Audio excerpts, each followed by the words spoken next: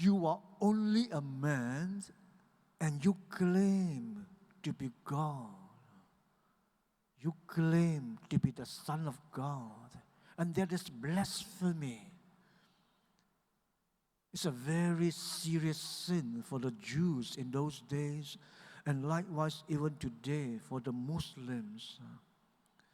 So if Jesus is around today, we may not believe in him. For us, we may not believe in him. Buddhists, Hindus may not believe in him, but I doubt we will stone him.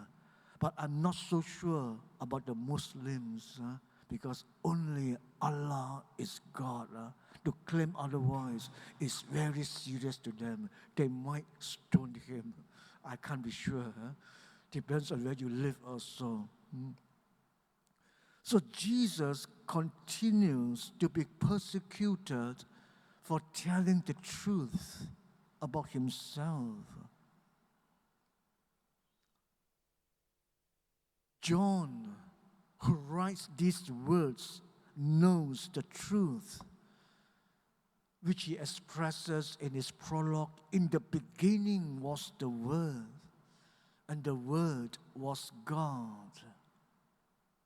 And the Word was with God, and the Word became flesh and dwelt among us.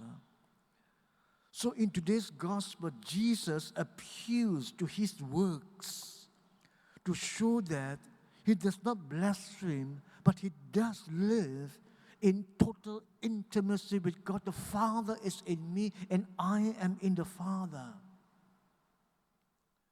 So even today, the claim of Jesus to be the Son of God, but most importantly, for us to lead people to believe in him and to become his disciples, this must be proven true to us, through our works as his disciples.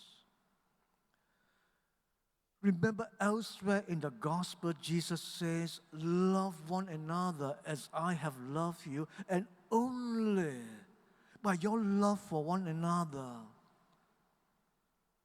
will the world believe that I am sent by the Father. And they will believe that you are truly my disciples. And he prays for his disciples, Father, may they be one, just as you and I are one, so that the world will believe that it is you who sent me. If not, if my disciples are not united, if they are divided even until today, which is the greatest scandal in Christianity, the divisions of Christianity into so many Christian denominations, it's difficult for the world to believe. You can't even be united. So many differences in your doctrines and practices and so on. How do you expect us to believe that you are truly sent by the Father? So people will only believe in Jesus, in Christianity, in our church, only when they see us loving one another and living in brotherly and sisterly unity with each other. In other words, sisters and brothers, in the context of our 8 habits, in the practice of loving fellowship, which is loving relationships, which is loving communions, and loving service in the community. Only loving fellowship and loving service in the Christian community will make both Christians and Christ credible and effective.